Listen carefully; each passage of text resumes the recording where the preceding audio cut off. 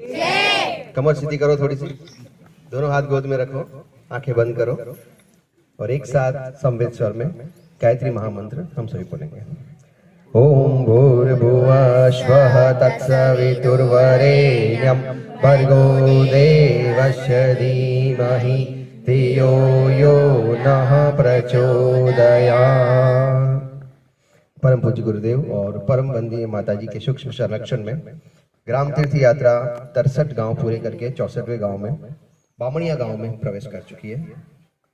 हमारे ग्राम तीर्थ यात्रा के सूत्रधार वैसे तो गुरुदेव और माताजी हैं, पर स्थूल रूप से परम आदरणीय भाई साहब और वनीता दीदी, उसके साथ में गोविंद जी भाई साहब, प्रेम जी भाई साहब, खेमरा जी भाई साहब, कचरू जी जोशीवाड़ा से पधारे हुए हमारे परिजन, बरोड़ा गांव से पधारे हुए परिजन, और साथ ही बाहर से प्रिंसिपल साहब भी आ जाए हैं। उसके अलावा भी बहुत सारे गाँवों से यहाँ पर आए हुए हैं जिनका नाम मैं नहीं चाहता, वो सभी परिजन और बामणिया गांव के माताएं, भाइयों, बहनों, वृद्ध, हमारे जो बड़े बुजुर्ग हैं, आप सभी, बड़े सौभाग्य की बात है कि ग्राम तीर्थ यात्रा का आगमन आपके गांव में हुआ।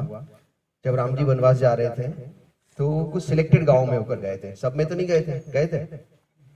भारत में कितने गांव थे, लेकिन कुछ खास गांव ऐसे थे जो रूट उनका बना हुआ था, जो किसी विधाता ने निश्चय किया था।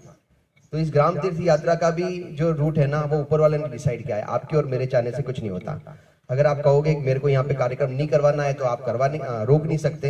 अगर आप ये कहोगे मेरे को यहाँ पे ही करवाना है तो आप अपनी मर्जी से करवा नहीं सकते। ये सब प्री डिसाइडेड है।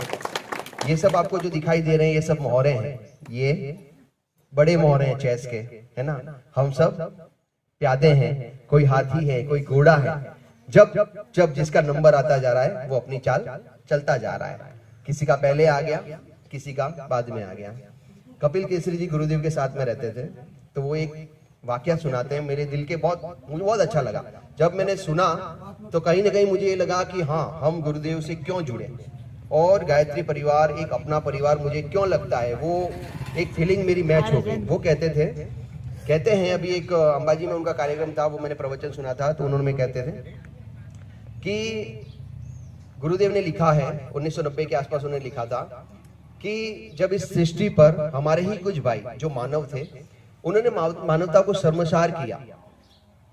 इस मानवता को खत्म करने में उन्होंने कोई भी कसर नहीं छोड़ी। और एक समय ऐसा आ गया था कि ऐसा लगने वाला था कि ये जो सृष्टि है भगवान की बनाई हुई, वो खत्म हो जाएगी। तब देवलोक में हाहाकार मच गया और सबने बैठ के इस पर चर्चा की कि अब क्या किया जाना चाहिए, क्योंकि जब धर्म की हानि होगी किसी को तो जाना पड़ेगा, भगवान ने पहले से वादा करके रखा है। तो उन्होंने सबने चर्चा की और डिसाइड किया कि गुरुदेव की जो दिव्य चेतना है, उस चेतना की इशारा किया कि ये चेतना जाएगी। तो उस समय गुरुदेव दिव्य चेतना में थे, तो उन्होंने कहा कि भाई हम क्यों जाएंगे, हमारे से तो सीनियर बहुत सारे लोग यहाँ पर बैठे हुए हैं, आप लोग क्यों नहीं जाओगे। तो सबने मिलकर कहा कि आपकी जो चेतना है वो काफी प्रखर है। आपके पिछले जो 3 अवतार हैं, जब आप कबीर बने थे, जब आप समर्थ गुरु रामदास बने थे, जब आप रामकृष्ण परमहंस बने थे, तो आपने बहुत ही अच्छे कार्य किए हैं और आपकी चेतना जो है वो बहुत ही अभी प्रखर है और आपको ही जाना पड़ेगा। गुरुदेव ने कहा ठीक है मैं जाऊंगा, लेकिन मेरे साथ कौन जाएगा, मेरे अकेले के जाने से क्या होगा। तो सब देवताओं ने बोला कि आप देख लो किस किस के जाने से आपका काम बनता है, किसको साथ ले जाना चाहते हो आप डिसाइड करो। तो गुरुदेव ने आंखें बंद की और देखा कि जब मैं राम के रूप में जन्मा था, मेरा जब राम का अवतार हुआ था, तो वानर के रूप में, रीछ के रूप में, भालू के रूप में, गिलहरी के रूप में कौन कौन मेरे साथ था, वो कौन सी दिव्य आत्माएं थी। जब मैं कृष्ण बना था तो ग्वालों के रूप में, गोपियों के रूप में, गायों के रूप में कौन मेरे साथ था। जब मैं बुद्ध बना था तो मेरे शिष्यों के रूप में वो कौन सी पवित्र आत्माएं थी जो विभिन्न रूपों में मेरे साथ थे।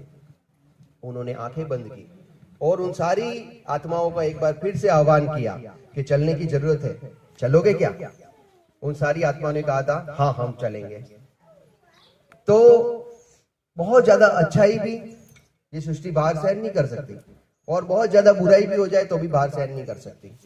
तो गुरुदेव ने क्या किया, उन सारी आत्माओं को एक माला पहनाकर युग देवताओं के चरणों में पहना दिया और उस माला का नाम है गायत्री परिवार।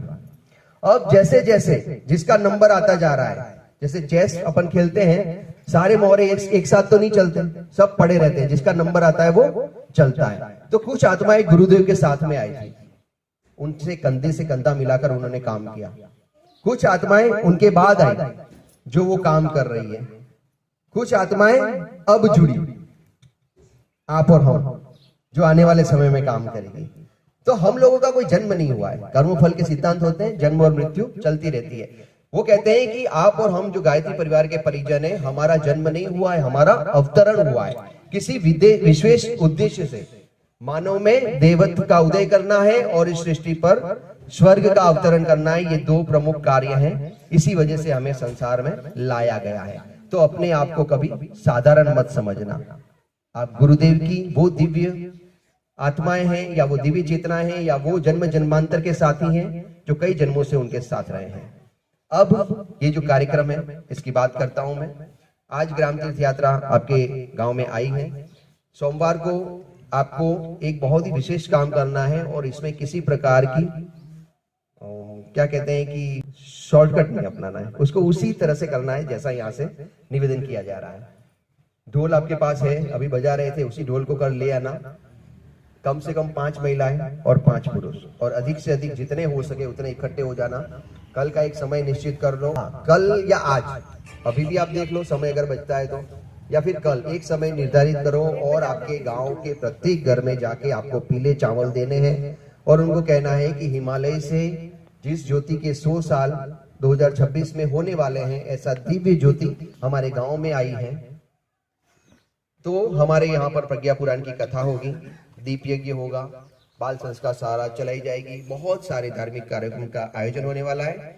तो आप अपने गांव में एक कोई सार्वजनिक स्थान फिक्स कर लेवे, जहां पर 200-300 लोग बैठ सकते हैं, जहां पर लाइट की सुविधा हो। ऐसा स्थान देख के उनको बता देना कि इस जगह पर शाम को 6 बजे आपकी प्रज्ञा पुराण की कथा और दीप यज्ञ होने वाला है।